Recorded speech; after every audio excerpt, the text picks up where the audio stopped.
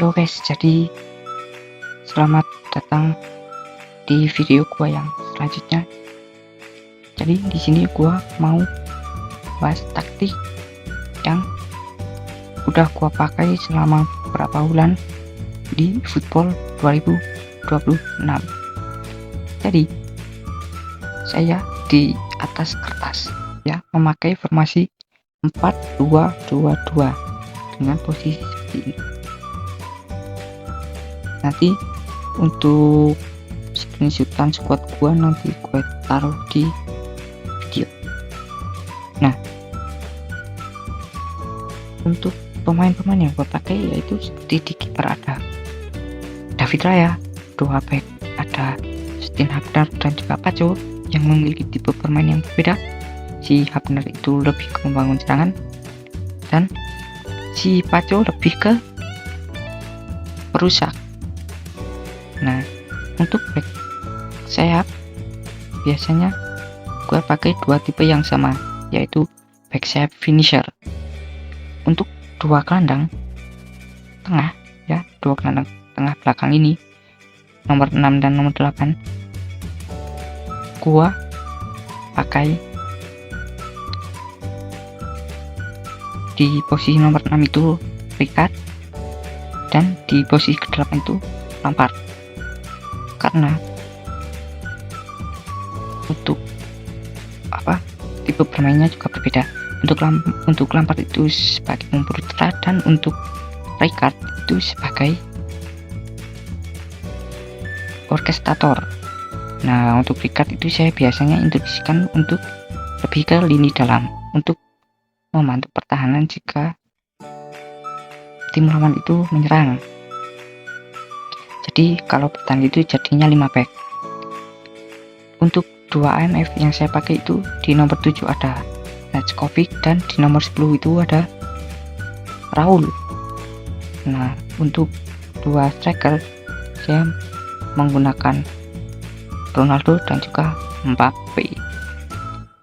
Untuk permainan saya seperti biasa, sebenarnya pemain ini memiliki peran yang berbeda. Saya coba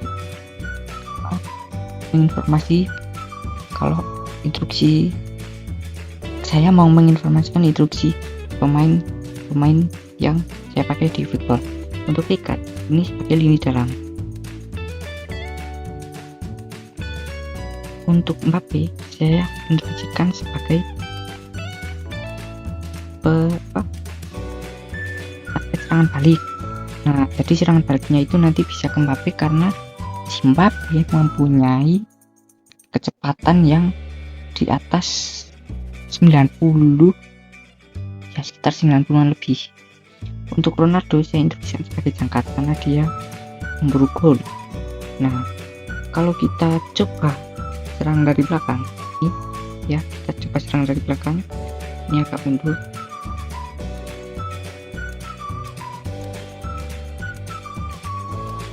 Nah, dengan seperti ini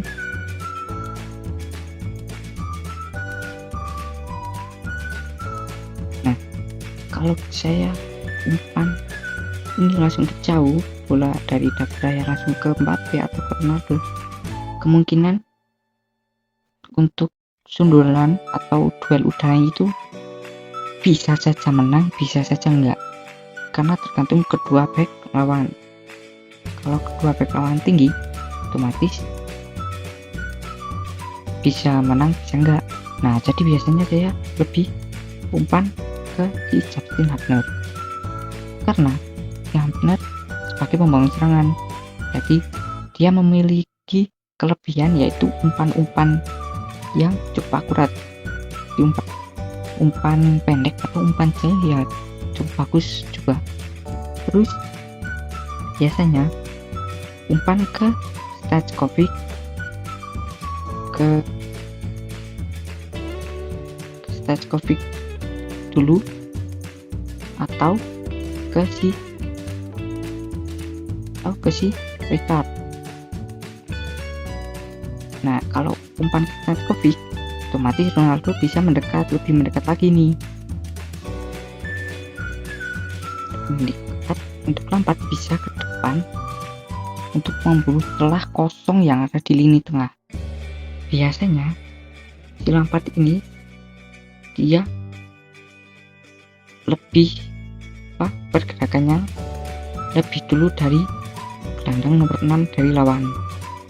Nah, dia lebih dulu ke sini, terus ini si Stokovic ada opsi umpan ke Ronaldo atau apa dulu, karena di sini posisi kosong. Kalaupun nomor 7 mau ngejar, biasanya sudah nggak kekejar. Nah, saya contohkan untuk umpan ke Lampard dulu, umpan ke Lampard sini, otomatis si nomor 6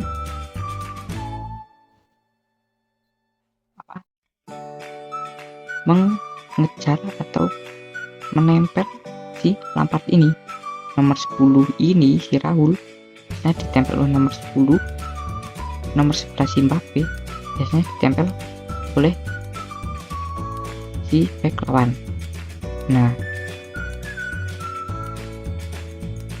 opsinya bisa ke Ronaldo, terus bisa ini Mbappe karena dia punya kecepatan, ini bisa diterobos ke sini, Mbappe bisa ngejar dan bisa cetak gol. Nah, itu dengan catatan untuk umpan satunya itu bisa berjalan optimal. Jika umpan 1-2 itu tidak berjalan optimal, ya kemungkinan bisa direbut oleh back nomor 5 ini. Oke, saya ini untuk opsi yang pertama. Nah, untuk opsi kedua,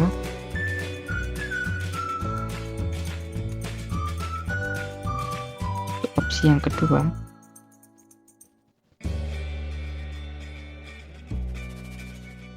kalian bisa umpan sama tadi seperti yang tadi ke Justin dulu, ke Rijkaard, terus kalian bisa ke Lampard atau ke dua gelandang serang yaitu Stokovic dan juga di sini Raul. Saya contohkan untuk ke Stokovic dulu. Oke. Nah, nomor 7 biasanya mengejar si Rijkaard ini. Nomor 6 biasanya menempel Lampard untuk menutup celah-celah yang ada di tengah. Nah, karena dua gelandang ini nomor 7 dan 6 tidak sudah menempel dua gelandang nomor 6 dan 8 yaitu Rijkaard dan Lampard, otomatis back sayap ini mau nggak mau harus nempel si Stokovic, harus masuk ke koridor space untuk menempel si Stokovic ini.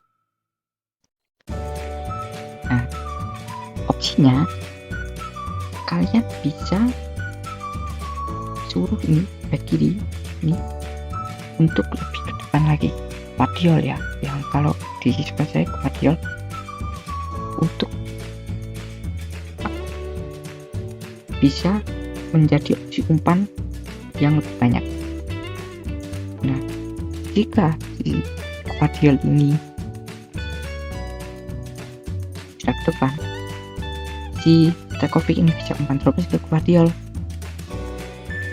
karena dan biasanya nggak ada penjagaan karena si back sayap ini udah nempel Stokovic.